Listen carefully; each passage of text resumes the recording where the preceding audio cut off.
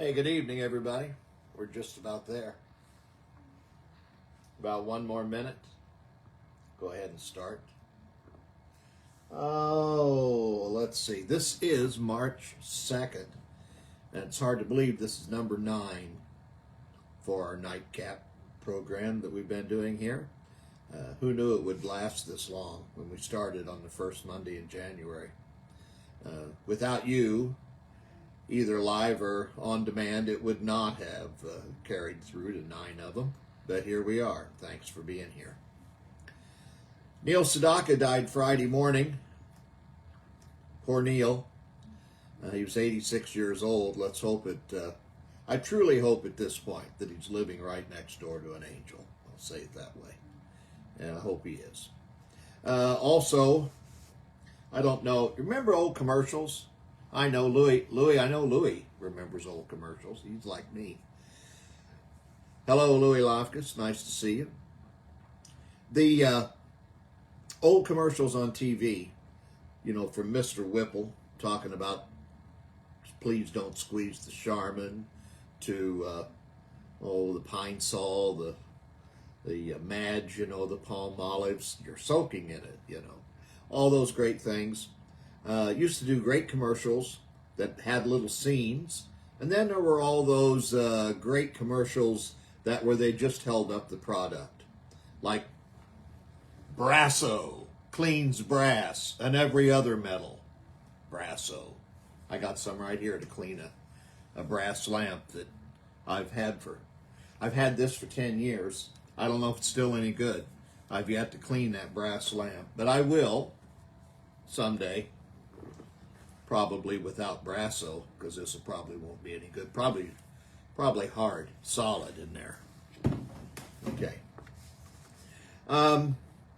Something else I wanted to talk to you about.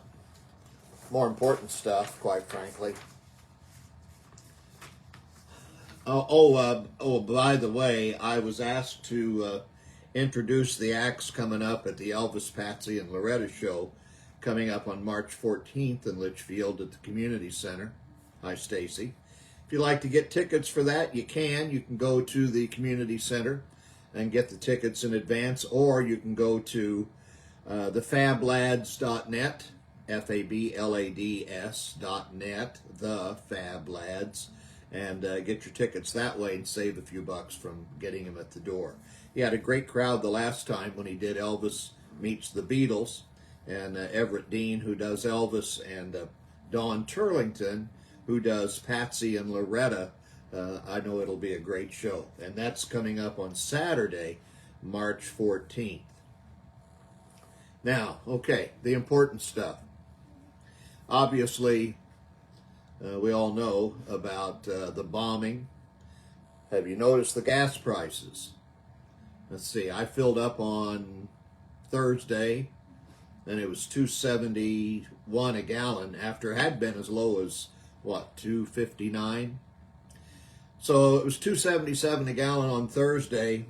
I happened to drive out today, and I saw that it was $4.19 at all the Casey's. I think UJ's had $3.77, and Murphy's had $3.77.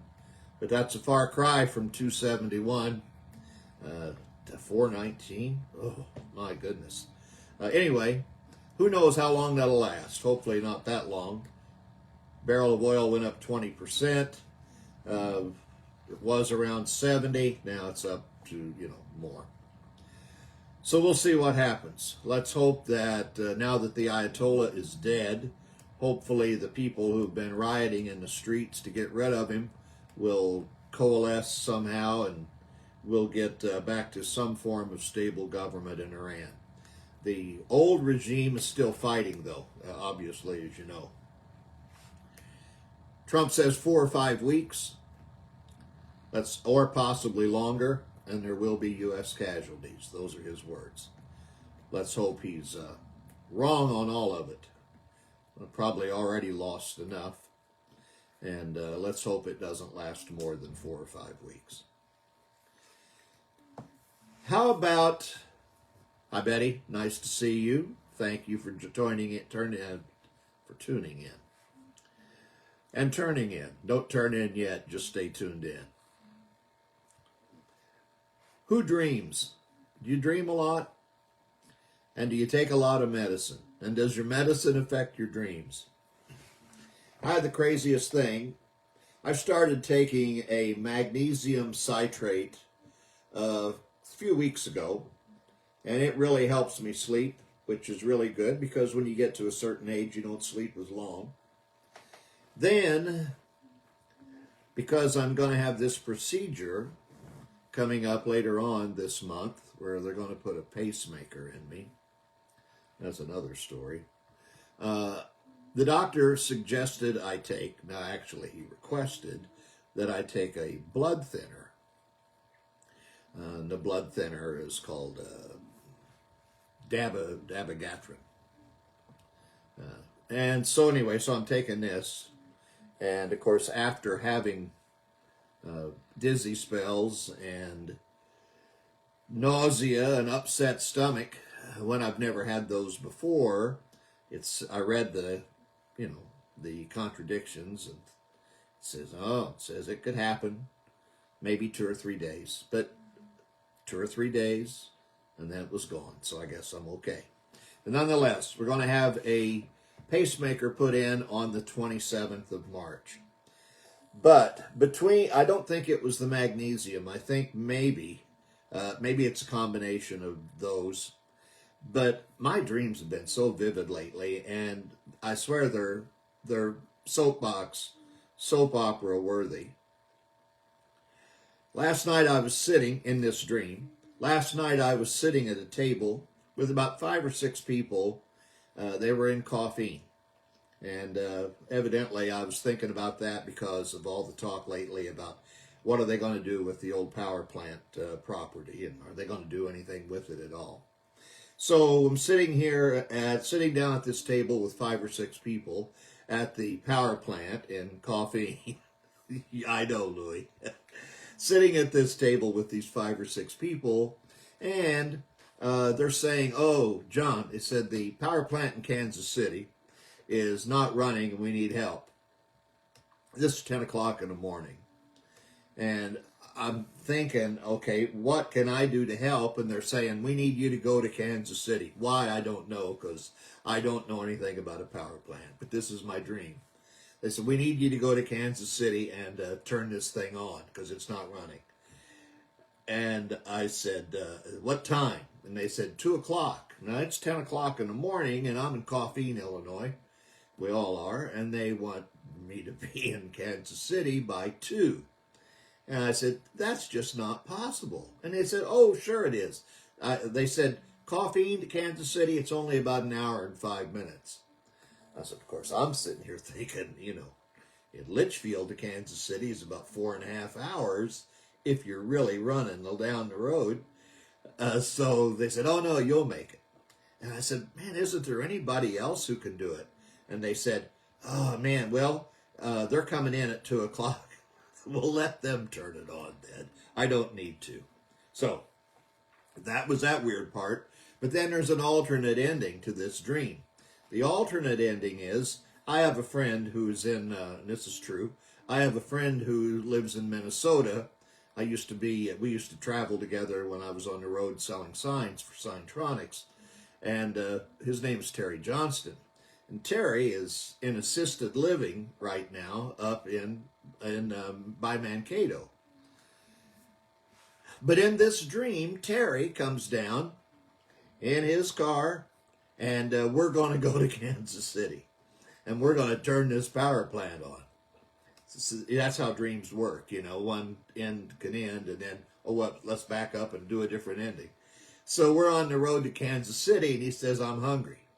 Well, little did I realize until we get out of the car, Terry, on his way, had stopped to pick up his mail. So he's got his mail with magazines and junk mail, and he grabs his Reader's Digest that he just got and carry in with him to the restaurant. And we've ordered, and we're waiting on the food, and Terry's going through his Reader's Digest magazine. This is a dream now. And when they used to put the cards and stuff, subscriptions or other stuff, and you'd turn the page and the card would fall out. Well, that's what happened. One of these cards fell out, and it happened to be from Publishers Clearinghouse. It was a sweepstakes entry. So Terry's going to check out. It's got a digital number on it, a sweepstakes entry, and he checks it, and he calls in on his phone, and he looks at me and he says, "My God, I just won $250,000." So we turned around and came back. So there was no go to fix the power plant at Kansas City. Now, if you got a dream that tops that, I'd love to hear about it sometime. You can send me an email, just johnmarty@gmail.com. Tell me your dream. Maybe I'll read it on the air for you or talk about it here next Monday night. If you can top that one, I'd love to hear it. Also, I mentioned this deal about the pacemaker. It's almost difficult for me to say because I'm so frustrated and unhappy about needing to get one. I have always had, according to my personal physician and according to my first heart doctor that they asked me to go to, have always said, "John, you've got an athlete's heart." I'm certainly not an athlete anymore, but my heartbeat is very slow. It's about 50, 51 beats a minute. And, you know, they usually expect it to be around 70 to 75. So my first heart doctor that I went to about 4 years ago, he was a nice guy. We talked and visited a little bit. And he asked me a few questions, and he says, "John, if you would," he says, "go out the door, walk down to the end of the hallway and walk back." So I went out and I walked down to the end of the hallway and walked back, and he said, "You're fine." I said, "Good, don't have to worry about it." So 2 years, 3 years later, of course, it's time for another one. And then this time, because of my insurance or whatever, I have a different heart doctor. This is a nice woman from India or Pakistan. Where she's from does not matter. All I know is she says, "John, I'm your heart doctor now, and I'm going to take care of you. I think you need a pacemaker." I said, "Well, I'm not so certain that I do. I feel very good." She said, "Oh, that's fine. That's fine. You can feel good." But I noticed a little thing when we did the EKG thing. You had a little bit of a blip. I said, "Did I have very many blips?" She goes, "No, you had one little blip."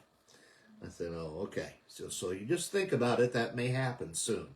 Now, this was last year, about probably 14, 15 months ago.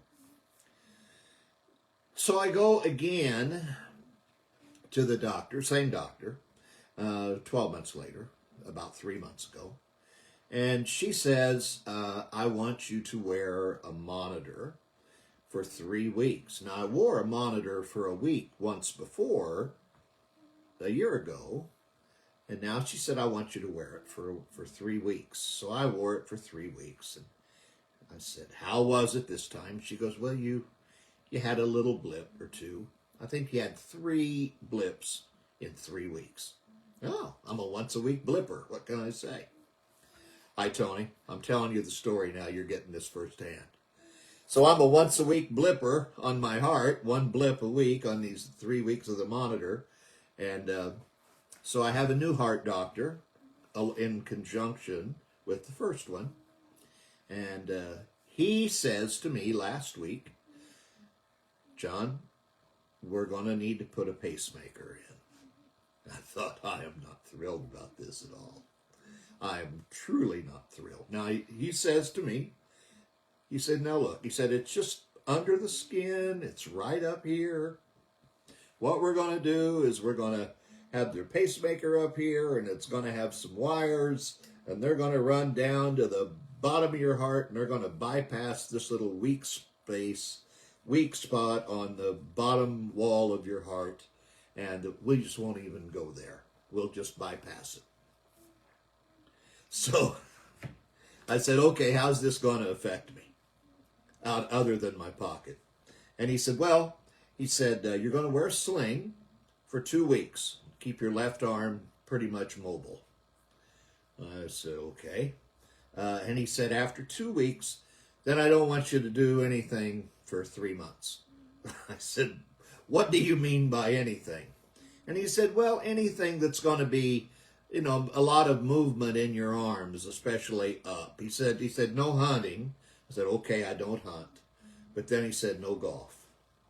Now, last summer's golf was almost non-existent because I had trigger finger surgery. You know, that surgery where if you get this calcium buildup in this one tendon, it really locks up your index finger. So I had it on one hand, and I had it on the other hand. So it just shot the whole summer last year for golf. I think I played 3 times. And I'm used to playing quite a bit. Didn't happen. So this year, he says, now you're not going to do it for 3 months. So that's going to knock out, well, it's going to knock out April, May, and June. Yes, Louis. And that's pretty hard for a guy who plays piano when he gets a chance, isn't it? So 3 months of no golf after 2 weeks of being in a sling, this is just not the fun thing that I would be looking forward to. However, that is the case. So, another year of curtailment, la-di-da. But I have to tell you something else. And this is where it gets kind of serious. I have a friend that I met during my NAFB conventions, National Association of Farm Broadcasters conventions that I've gone to in Kansas City. And I met a young man named Caesar. Caesar Delgado is his name. And when I tell you, describe to you Caesar, I want you to just think Stephen Hawking. And when I say that, I mean this is a guy who I think he told me he had cerebral palsy when he was born. So he sits in that chair, and he has that laptop that he can key in with the one finger that works. And he can answer, he can make responses by typing on that laptop and that digital voice. That digital voice, comes across. And he probably has the most difficult life of anybody I know, as well as his parents.